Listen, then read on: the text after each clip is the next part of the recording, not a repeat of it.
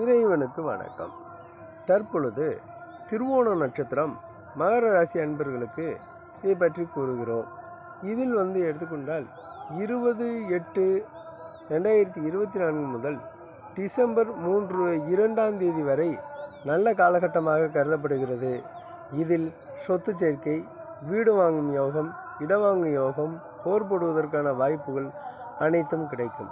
இதில் அதை இல்லாமல் ஒரு 40-45 வயதை கடந்தவர்களுக்கு சர்க்கரை, ப்ரெஷரு, கிட்னி சம்பந்தப்பட்ட பாதிப்புகள் இவைகளும் ஏற்படுவதற்கான சாத்தியக்கூறுகள் உண்டு.